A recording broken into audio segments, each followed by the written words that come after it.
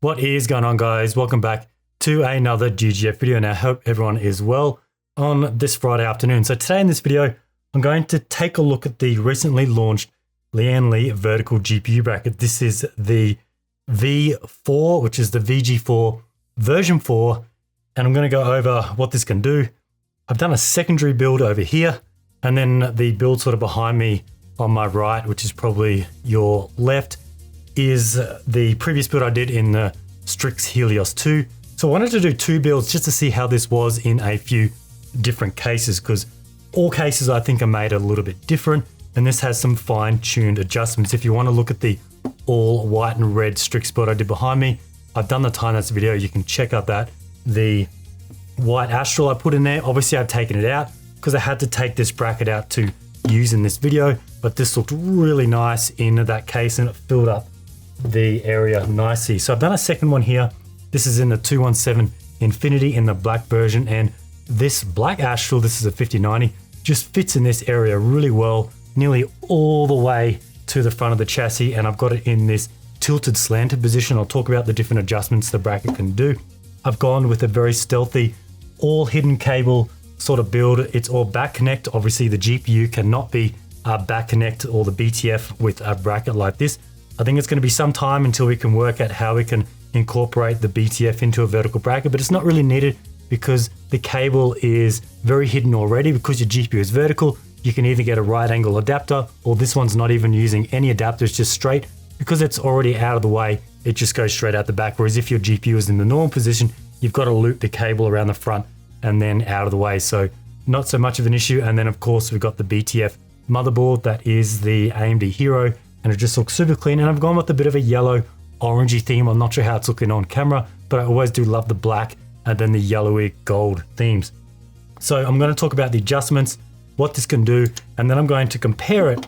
I've had quite a few comments on the videos that I've showcased this bracket. Compare it to the previous one. Now I think this previous one, the V3, only came out like a month or so ago, and they already have a revision. So I'm sure you guys probably want to know what is the difference. Why did they even sort of release a second one? So move this box out of the way. That's how it looks, nothing fancy.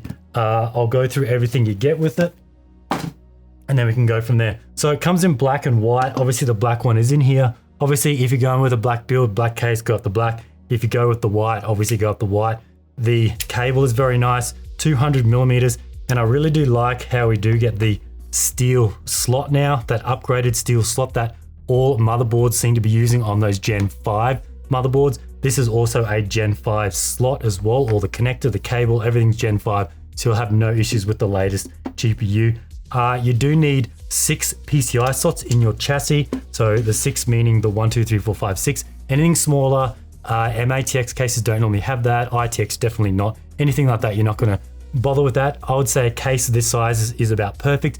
Anything smaller, you're going to have issues with things like if you're doing a custom loop like your water block. I never like it when a GPU goes up over a water block. Same with an all-in-one cooler. This just fits. I can just fit my finger down the side there. So that just fits, or underneath. Fits nicely. Obviously that'll be dependent on your GPU. The Astral is quite a large GPU. And then you could also tilt it the other way. I'll show you some B-rots when I talk about the tilting options. You can tilt it so it's sort of inverted, and that will give you some more room. But I honestly like this tilting method the best. It supports 4 slot GPUs, so we can see we've got the 1, 2, 3, 4 slots. The other one will just overhang off the edge, so it'll support beefy GPUs. I don't even think we have any slots that actually have the 4 on the actual sort of butt end or the front end of it. So this has 2, but this is a 4 slot GPU. I think some have the 3 for the IO bracket, like 1, 2, 3 for a third one for stability. The Astral only has the 2, and I think also the Noctua only has the 2 as well, but it has the extra one on the bracket to support the 3. I just don't think any have the 4, so you have to sort of keep in mind that if they say 4 slot GPU, that doesn't necessarily mean that it's got the 4 sort of prongs that go in. That just means the width is going to be 4 slots, and you can also see it's got 1, 2, 3, 4 screw down points just in case. It does have a diffused RGB strip on the front along there. Might be hard to see. You can see in this build right down the bottom here, it might be showing up on white. You can see it down the bottom there. That is the 5-volt addressable throw it onto your motherboard. I've got this on Armory Crate synced up to the rest of it. I did find that it is super bright compared to the other RGB lighting in this build. Same on the white and red build on the one behind me. I've had to set this down to like 2% brightness on that strip just to get it matching everything else, because I don't like it when the lighting is super bright and overexposed. Now moving on to the adjustments. First off, let's look at the up and down movement. Now, as I said earlier, not all cases are designed the same. I noticed there was different levels of, I wouldn't say sag, but how this bracket went in this chassis compared with the Asus ROG Strix. Now, what you have to do to move the up and down movement, that's one adjustment we can do. Remove this thumb screw here. I've taken it out. You can see we've got the guides here. So this is in the topmost position. I can slide it to the middle one. Then you put the screw back in, and then we've got the lower one. So that'll give you some fine-tuned adjustments, whether you want it down a little bit lower. Some things, if it's going to hit like the all-in-one cooler block, things like that, that'll just help with that fine-tuning. I pretty much left it, I can't even remember what the stock one was, but let's put it back in the middle. Put this screw back in. So it's got the 3 levels, as you can see, 1, 2, 3, and then it's 10.2 millimeters of adjustment between each level, and that's probably what the width of a normal slot is, and that's why they've done that. Now, moving on to the other type of adjustment is the tilt option. We have tilt, neutral, or forward tilt.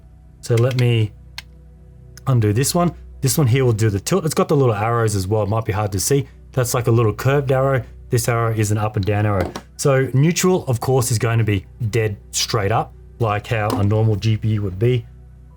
Straight like that, that is your neutral.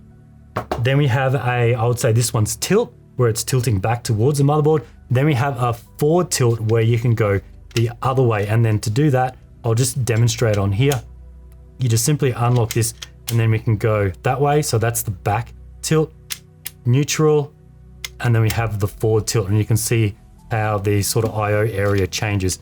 And that's how you can do that. And you can do this all on the fly once it's in your build. Once the GPU is in, don't think you need to completely take this bracket out. You've got access from everything around the back, just as long as you don't over tighten or adjust anything like these ones here. These are meant to be loose because these are sort of the guides that help follow it along the tracks. If you tighten up these and lock these in, it won't move, and these cannot be accessed once it's in the case, because normally the back of the case is covering it. You just got to make sure these ones here are accessible, which they have been on both of the builds that I've done. So yeah, 3 tilt options, and it is adjusted by a thumb screw. Now, one option that one accessory that I didn't even think was going to come in, this came with the V3 version, and it comes with this version as well. I didn't use the V3 version. I only used this one in the build, but I've got the V3 version over here to do all the comparing. So I didn't do a full setup on the V3, but you do get this anti-sag arm. Now you might be thinking, well, why would you need anti-sag with a vertical bracket? Normally anti-sag is associated when your GPU is in its normal horizontal position. This one's very heavy. These Astrals are probably the heaviest around. When you get the sag, it wants to tilt down because you've got so much weight towards the back, and the only support you have is the bus and on the front end where you screw it in. So how this little bracket works, I'm going to have to get some close-ups because you can't really see it. It's really nice and stealthy. They could have gone away with a few things like adding a foot or a stand like some other brands do. But what this does is there's a little notch right here on the butt end of the riser bracket. So you screw this onto your motherboard. We'll try and get this in frame. You screw this onto your motherboard. I'll actually pull it apart. It does use 2 standoffs that screw into your motherboard standoff. So you're basically extending this out. I'll actually open up. So you get these 2 long standoffs that go on the very bottom right, and then the next one up. You take out your normal screw these in, screw this bracket on over the top, and now this is like an adjusting little arm that'll come out, and it goes in like this, and that's how it works. And once it's in, it is rock solid. There's no pushing down on that at all. And there's 3 notches in this bracket, 1, 2, 3. So a lot of engineering has gone into this bracket because there are some pretty garbage vertical brackets out there. Ones that are very skinny. I've seen ones that just screw into the back PCI area and then just have a bit of an arm come out. There's no back support there's nothing. As soon as you put a GPU in it just sags straight away. So I can see how Lian Li have gone to a lot of effort. So the 3 notches here, I'll go back to that, is when you change this in the different tilt options. So the one at the back all the way is when it is tilted in its like back position, and then the one in the middle is when it's in its neutral, dead straight position, and then when it's tilted all the way sort of forward, that's when it goes in the back one. Actually, I had them around the wrong way. When it's in its leaning back position, like this one here, it goes in the very first slot because it's pushing this towards you. Then when it's in the neutral straight up and down position, it's in that middle slot.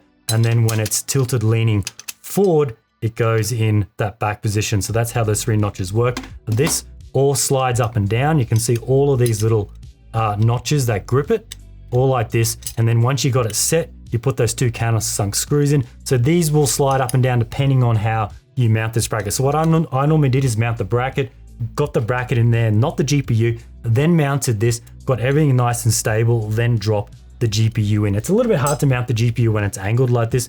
I would put it in this neutral or tilted forward position, then I would drop the GPU and screw it in, and then away I went. So that's it for most of that.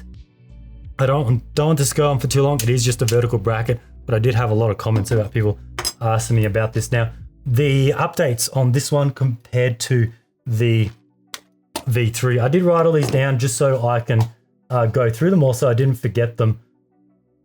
One thing is the riser cable length on the V4. Okay, so to make this clear, V4 over here, V3 over here. V3 is easy to tell because you got the black on the, I'll leave the actual cover on. That's just the cover for the slot there, but it's also got the older style. This one was still Gen 5, but it was the older style slot, just the standard black one. And now the new one is the white steel slot, which is very nice. The riser cable has been increased from 155 millimeters, this one, to 200 millimeters, just that extra little bit of length in case you're running a larger case. Now the rubber pad at the end, which is this one here, it's going to be really hard to see. This rubber pad was a little bit too high. The depth of that was causing some cards not to sit in the slot properly. So now they've made that on this one, the V4, just a little bit smaller, so that now prohibits any cards from popping out accidentally. The IO slot area has been increased for better cable support. As you can see, this one here, the V3, this is very narrow. I can just fit my finger. So depending on where your GPU is sitting in the slot, whether the display port is not centered, it could be to the left, to the right. The HDMI might not be centered. This one here, I should probably lock this so it doesn't keep moving. This slot here has been made kind of wider. My finger goes straight through there, no issues at all. They didn't need to make it absolutely massive. They want to try and keep it as clean as possible, but this just allows bulkier cables. If you got fancy 8K and so on that have like a bulky head, that'll just fit in cleaner for that.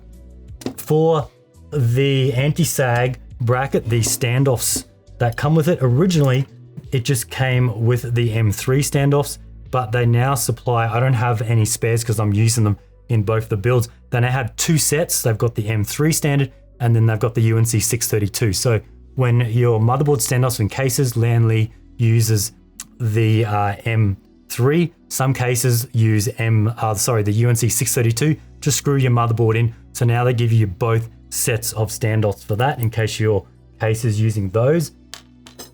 The bracket now, the V4, now comes with a E-ATX option. So both of these builds, unfortunately I couldn't test this, were both standard ATX. You now get a extended E-ATX version if you're running a big case, because obviously this won't work because this screws onto the onto the motherboard. You're going to want it to go over more so it's not fouling on anything. You use this bracket which will extend it out, and then you have the arm that goes onto here.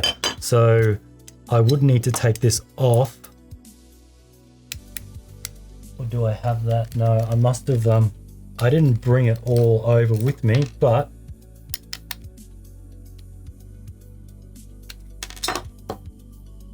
we still use this like that there, and then this arm just extends over further like that. So it is a little bit messy, but I think E-ATX probably not so common against most. I think it's really the top tier boards that use that. If you are going with EATX and you've got a lot of slots or PCI slots, you are going to lose all of those slots. So just keep in mind, going vertical, you're going to lose all of those slots. So you may want a board that doesn't allow for a lot of bandwidth for extra slots, so you can use them on something else. But that just simply extends that out so you can run this on an EATX board. So that's now included on the V4 bracket. And now lastly, the prongs on the V4 one here are made a little bit smaller, a little bit narrower and thinner, so they can slide into the case a little bit easier. As I keep saying, not cases are always made the same. Sometimes when you put a video card in, sometimes it doesn't fit in the slot perfectly. You need to either jiggle it or slide it in, and that's when it has to go into the actual case, because these two prongs on the front of the card have to go into the guides on the actual frame of the chassis. So now on the old one, they were a little bit wider and a little bit harder to go in. Now they are smaller, more angled, and they can slot in a lot easier. And I had no issue sliding these in. It just went straight in, because sometimes lining 1, 2, 3, 4, 5, 6, if these are out a fraction down here, it'll be a lot more up here. So making these a little bit narrower did make sense, and we can just get a bit of a comparison to see how much they've redesigned it. But I think that's pretty much it on that. That was all the notes I had. Not dramatic changes, but I think it just makes it a little bit easier on the newer version to do that. And it just goes to show that Lian Li are always trying to improve their items they have, and it's probably due to sort of user or your guys' feedback as to why they keep on updating these brackets. Now, I kind of feel like, well, why didn't they just go straight to this one? But I kind of feel that if they didn't do this one, they wouldn't have had this one, because it's no doubt the feedback on this one that has led to the V4 version. Then lastly, the price you're looking at is $74.99, so that's for the black or the white, so $75 US, which I think is pretty good. So that includes the whole bracket and the whole Gen 5 riser cable. A lot of times, like a high-end riser cable can even set you back nearly $100, and you are getting this whole vertical bracket as well. But that was all, yeah, the black and the white, both models, and it did launch on December 8th. I am a little bit late because I decided to do the time-lapse video first and then this video, but I think that's it. I hope you enjoyed the two builds I did on this. I'll probably throw some B-roll of this one up during the video so you can get a better shot of it all. But I want to thank you guys for watching. I want to thank Lian Li for sending these out to check out, and we'll see you in the next one.